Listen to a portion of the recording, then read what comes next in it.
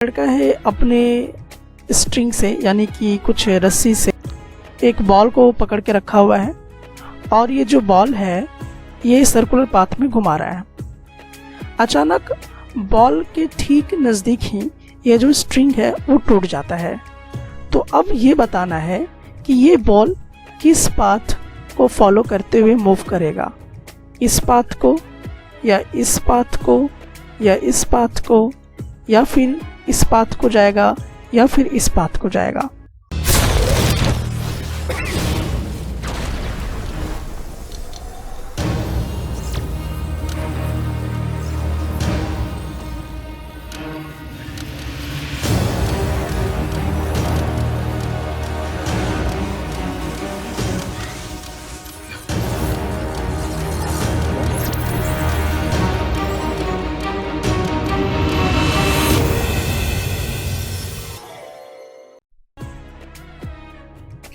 Types of inertia. Inertia 3 types के होते हैं।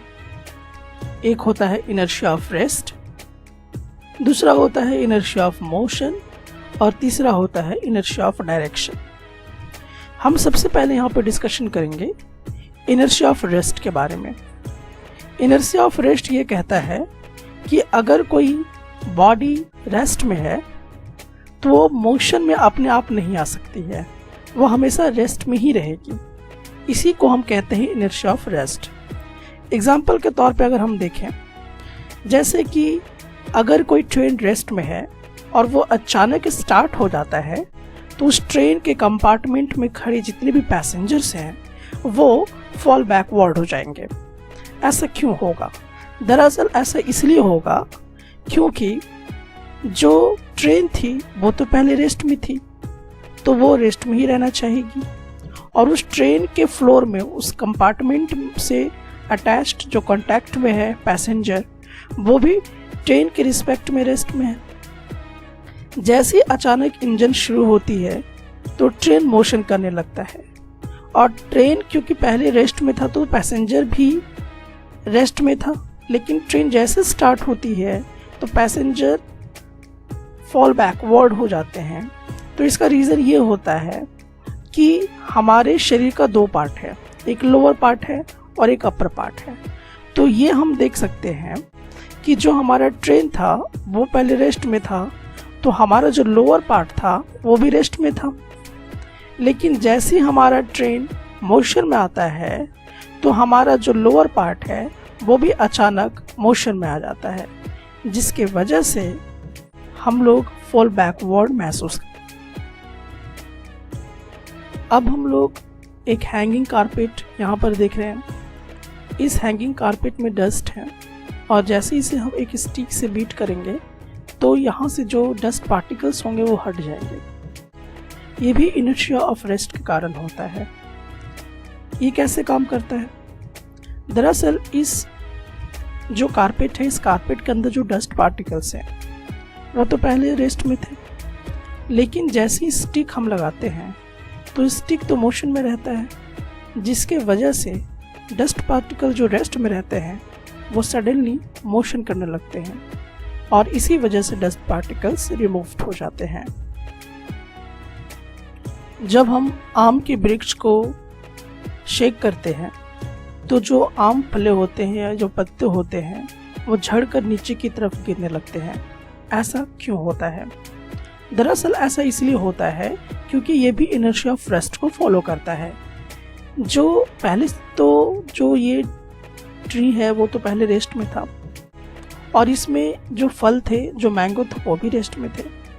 हमने जैसे एक्सटर्नल फोर्स लगाया इसके ब्रांचेस पर तो ब्रांचेस मोशन में आ गए और फल तो पहले रेस्ट में था, तो मोशन में जैसे ब्रांच आता है तो ये फल को भी क्या कर देता है, मोशन में सडनली लेकर आता है, जिसके वजह से ये जो फल होते हैं वो टूट कर गिर जाते हैं क्योंकि ये रेस्ट में थे तो रेस्ट में ही रहना चाहते थे और यही वजह से पत्ते भी झड़ जाते हैं।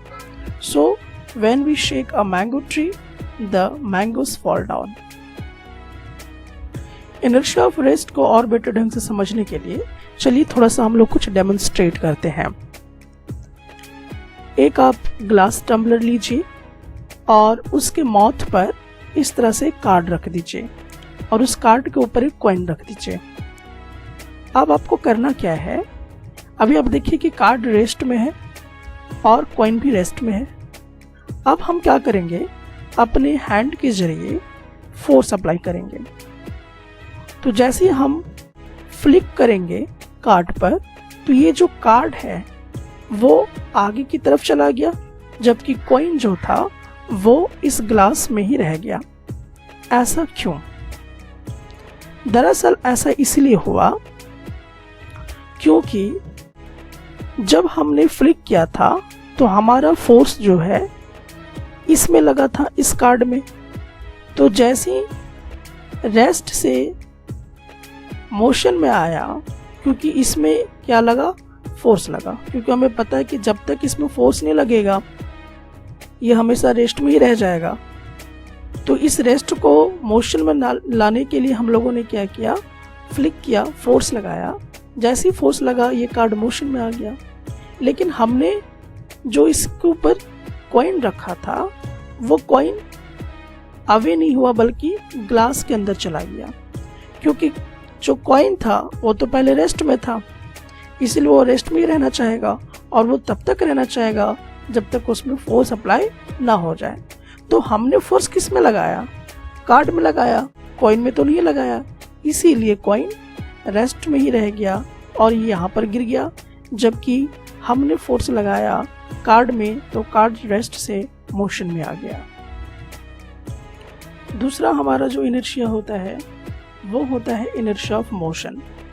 इनर्शिया ऑफ मोशन ये कहता है कि अगर कोई बॉडी मोशन में है तो वो मोशन में ही रहेगा जब तक कि उसमें एक्सटर्नल फोर्स ना लगे उसको स्टॉप करने के लिए।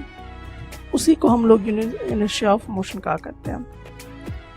एग्जाम्पल के तौर पे अगर हम देखें तो जैसे कि एक आदमी मूविंग ट्रेन में बैठा हुआ है और वो ट्रेन कांस्टेंट वेलोसिटी से चल रही है। बैठा हुआ आदमी एक बॉल को ऊपर की तरफ फेंकता है, तो बताइए बॉल कहाँ गिरेगा? दरअसल वो जो बॉल है वो उसके हाथ में ही गिरेगा। ऐसा इसलिए क्योंकि जब ट्रेन मोशन में था तो जो बॉल का मोशन था वो भी हॉरिजॉन्टल मोशन गेन कर लेता है जो ट्रेन का था।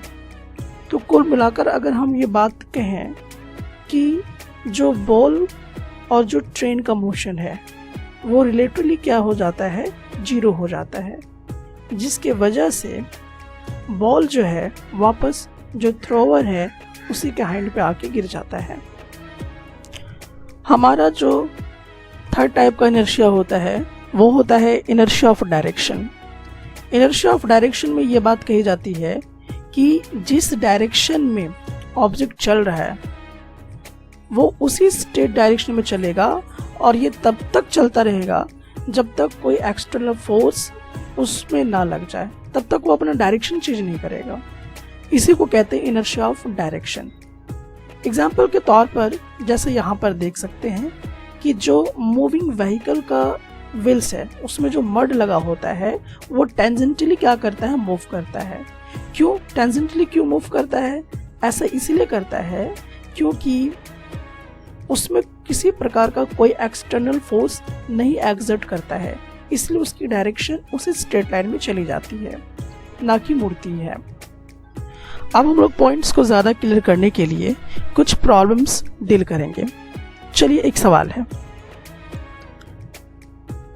ये जो लड़का है अपने स्ट्रिंग से यानी कि कुछ रस्सी से एक बॉल को पकड़ के रखा हुआ है और ये जो बॉल है ये सर्कुलर पाथ में घुमा रहा है। अचानक बॉल के ठीक नज़दीक ही ये जो स्ट्रिंग है वो टूट जाता है। तो अब ये बताना है कि ये बॉल किस पाथ को फॉलो करते हुए मूव करेगा, इस पाथ को या इस पाथ को या इस पाथ को या फिर इस पाथ को जाएगा या फिर इस पाथ को जाएगा। तो दरअसल ये जो बॉल है ये एक्चुअली इस पाथ को फॉलो करेगा, पाथ 2 को फॉलो करेगा। ऐसा क्यों? ऐसा इसलिए due to inertia of direction के कारण, क्योंकि ये बॉल का डायरेक्शन अब इधर है। अब तो जो फोर्स लगने वाला था स्ट्रिंग के जरिए वो तो कट चुका है, तो अब इसके डायरेक्शन को मोड़ने के लिए हमें फोर्स की जरूरत होगी, जो कि अब है नहीं। इसीलिए ये टेंजेंटली इस डायरेक्शन में क्या हो जाएगा, मूव कर जाएगा, पाथ 2 को फॉलो कर जाएगा। सो बॉल इस डायरेक्शन में चली जाएगी।